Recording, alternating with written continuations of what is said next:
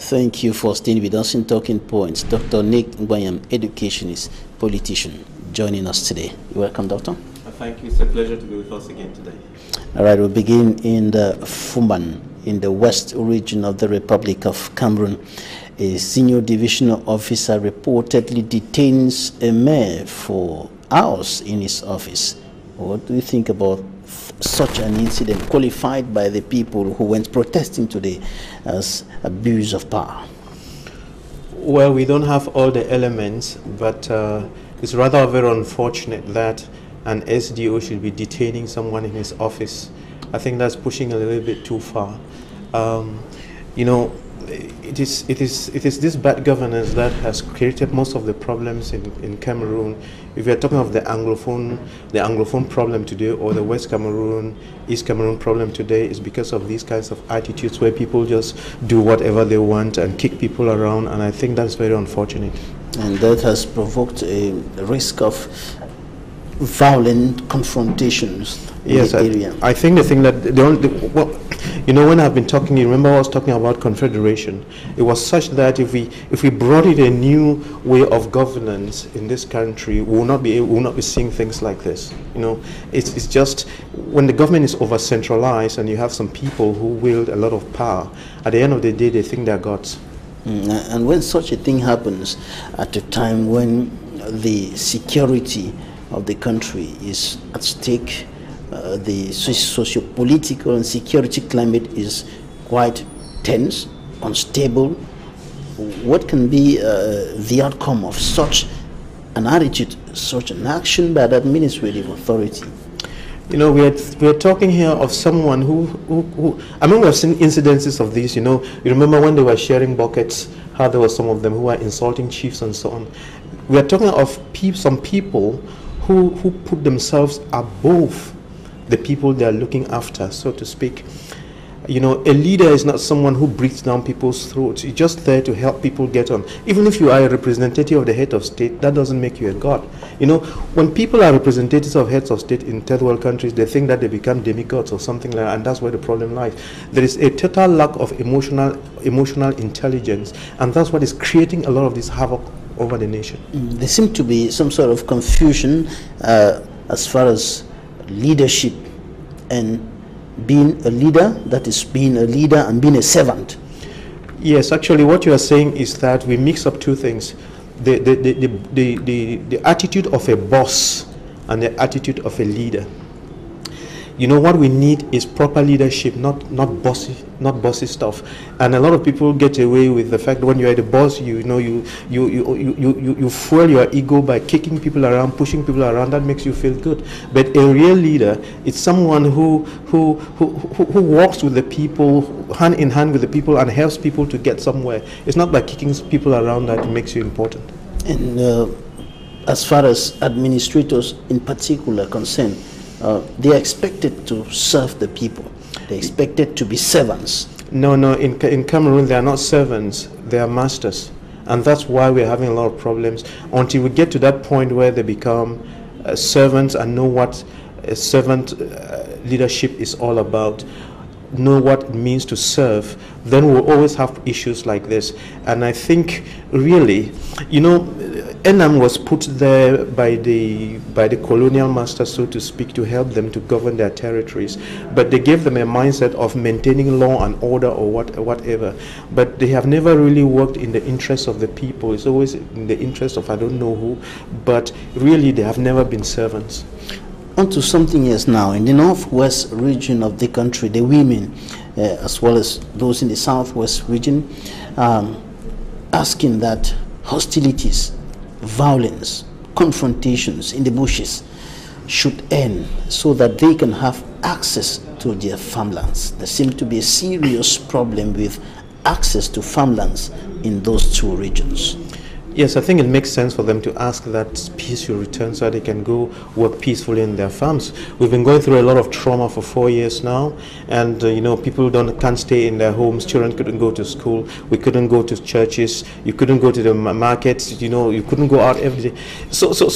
And people have run away from the hinterland and come to the cities and have abandoned their farms and their homes, and everything is just abandoned. And I think 4 years afterwards, it makes sense for people to say, hey, look, we need to we need to be growing our food, we need to start looking after ourselves and so on.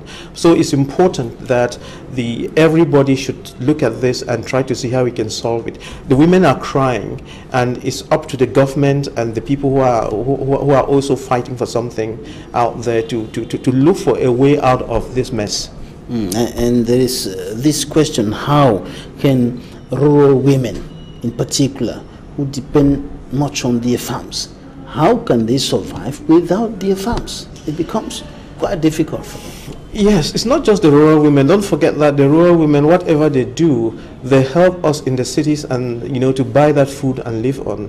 And food is a basic necessity. So we are saying that if we don't help these women and help everyone else to go back to that production basins, we are going to be facing some challenges, and we'll keep feeding on Chinese rice, which is not the best thing to do. And the impact is already being felt in other parts of the country, with all the production of agricultural or farm produce that used to come from the other side of the Mungo, but which are no longer forthcoming in the quantities that were coming before because of the crisis. I know because the prices of plantains have soared, and the batong de manioc has gone up, cassava has gone up, maize has gone up, everything has gone up, and so we need to address that very, very quickly, because if we don't, we'll make a bad situation worse. Even before I came to the studio, I was thinking about this, and if you see, for instance, what is happening to fish, I think we should learn to grow our own fish and stop all this importation of fish. We are actually killing ourselves. So as the war is coming to an end, so to speak, and people are going back to do their businesses and whatever, let's hope that the peace returns, and that we should learn new techniques, grow our food, do the things that we need. You see, there's a lot of violence all over, and when there is no food, that violence is going to be made worse. And you think that all these problems can be solved through what you call confederalism, but there are other politicians, other Cameroonians, who think that before whatever thing comes into play, there should be a political transition in the country, and government on its part is going about trying to solve the problems in the northwest and southwest regions in its own way. Before we go further to talk about political transition or confederalism, let me take your reaction on this action that is being taken by soldiers on the ground in terms of trying to solve the problem, trying to resolve the crisis, trying to put an end to cessationist activities, trying to restore peace according to the Ministry of Defense. Recently, there was a separatist fighter, or better still, a separatist general who was killed in the southwest region and presented to the public in the Kumba. His corpse put on the streets for people to watch and so on. And then the senior divisional officer of Meme Division, Tundong Chamberlain, said this is an indication that the military is professional, and this is to show that those who are still in the bush, if you continue in that way, we are coming after you.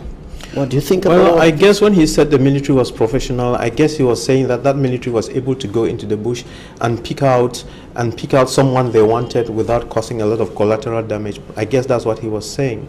But technically, killing one another, the soldiers killing civilians and killing those guys carrying guns, or those guys killing the military, killing one another, that violence is not the solution. We had the solution in our hands, but we didn't make use of it, and we keep on killing each other, and with the violence, that is not the solution.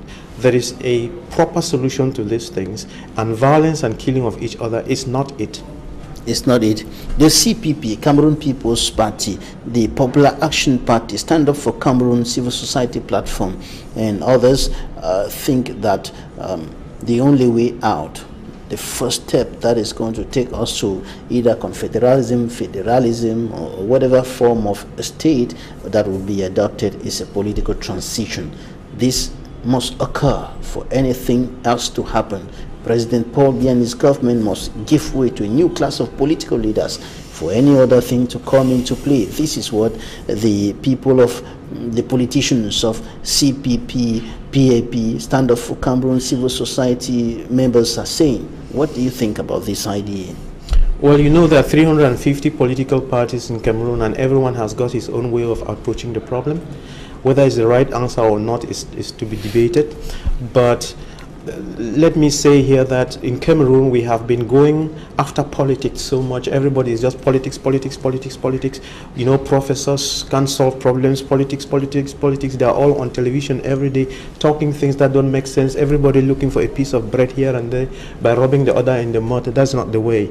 You know, I've thought about these things so much, and I've had the opportunity to get an insight into what is going on. And if you actually study the problem tree, like probably on one of the write-ups that I sent on social media, you would understand that we concentrate on a couple of things. We concentrate on fighting tribalism, corruption, bad governance, and what have you, and we think that is the problem. And there are a lot of youth problems too. You see youth in Nigeria, they are striking, in Cote d'Ivoire, everywhere in Cameroon, they are all fighting. But when you stay at that, you will never get it done. What I'm saying is, for instance, you can do whatever you like in Cameroon to fight corruption now, you will not get it out, because it has been put there. It's a reaction to something that is deeper that we are not seeing. The real problem of Cameroon and Africa is the fact, number one, that we don't know how to solve. We don't understand problems. That's the first thing. And because we don't understand problems, we don't know how to solve problems, which means that we are not capable of producing wealth for everybody. So we lack economic independence. That is the problem. And when you think carefully and pull back a little bit, you will realize that all of these things are caused by a bad educational system that the white man gave to us, not because he was ignorant. He might have been ignorant because, in a way, you would have noticed that China came from the back and has overtaken the Western world. It has taken Britain and France to be growing, you know, growing through experiments to this day. But China copied the right thing and overtook them. And probably they gave us that kind of education and we got stuck with it. That's why we are producing masters and PhDs that are crying everywhere because they are not doing the right thing. So we need to correct this one and correct that mentality, otherwise we are going nowhere. Which means that even today, if you were to remove the CPD and put the MRC or put the SD or put whatever, if you don't go down to the basis and correct that education so that we do it like the South Koreans do, like the Malaysians do, like it's done in Singapore and Finland, we are going nowhere. We are turning around in circles. So all these many political parties, that's not the solution. Walking on the streets is not the solution. Screaming all over is not the solution. It's just wearing the right thinking cap. And I think that in the next government, President Paul Biya is going to change it in a manner that will solve the problems. Well, education and all the other aspects of national life being implemented or put in place by policies, and policies are defined by the politicians, those who are ruling the state. And for policies that will bring a positive change and improvement in national life as a whole to be adopted, to be established, the leaders must be the right leaders. And so this is why the people of the CPP, PAP and so on think that if the right people are not in the right place, the right policies cannot be defined, established and executed for the right result. Yes, but the people of the PPP or whatever, they should first define who is a right leader.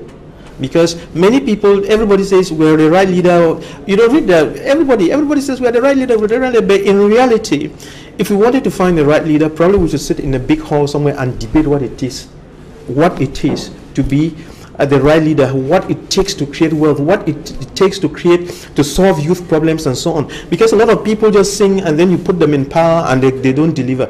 You see, many of these ministers, well, President Paul Biya puts them there thinking they're going to solve the problems, and instead of solving problems of people, they turn around and are clapping hands and singing and worshiping Paul Biya. He doesn't put you there to be worshiping him and clapping for him or singing praises to him. He puts you there to be solving problems. But when you fail to solve problems, you create more problems for him. And that's so we've been going around this merry-go-round and so on. And I've come to the point where I stop listening to what people say. I want to see what they do. So when you see people sitting on television or on the streets and so on, forget about their march, forget about what they are saying, go behind and find out in their private lives what have they achieved, what have they done, what are they doing for other people and so on. What the people say on TV or radio or on the pulpit doesn't count. You're talking about the people appointed by the President of the Republic who, according to you, are not doing the right thing and not doing the job for which they were appointed, but others think that the whole problem should be attributed to the head of state because he appointed those people. Does it mean that he's appointing only wrong people? No, it's not so. He doesn't know the people he's appointing? No, it's not so. I mean, you know, if you just sit out there and we are an employee somewhere, you can throw a lot of banana peelings. You know, I know how difficult it is to run the stuff because I own an organization, the St. Louis University Institute, and I employ people to do work. I mean, we put people together to do work, and managing human beings is one of the most difficult things. You know, sometimes you would put a secretary there, and the secretary is doing work, and you think it's okay, but before you know, if you turn your back, the secretary is already, you know, messing up everybody and causing a lot of negative energy in the place. So if you're not very watchful, it's not because you put human beings there and they put on a tie and coat. A lot of people are very, very, very deceitful. A lot of people are very deceitful. So is it necessary to have a change at the helm of the state, for example, to have a change in the administration, in the government institutions? Yes, it's very, very important. If we complete overhaul. Yeah, I think if it's not working, it's changed. If it's not working, it's changed. I think, and the President Paul Biya, I think he's you know, I think he's thinking very seriously about doing some kind of a clean sweep so that we can get something that works. It's very important because, as we said last time, 2035 is just 15 years down the road and we can't see clearly where we are going. If 2035 is down the road and we cannot even produce our own fish, we cannot even produce our own rice, we cannot even cut grass. Go to Bonaberry, the new road, there's grass growing on the road. If we cannot even keep that clean, let alone asking for public toilets and so on, and we're talking 2035, we are liars.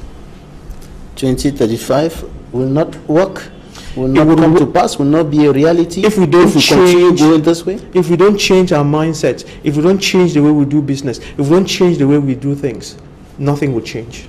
Nothing will change. And you're saying also that for real change to come, that would really change everything, solve the problems both in the northwest, in the southwest regions, in the far north, in the east. Across the board, there should be confederalism.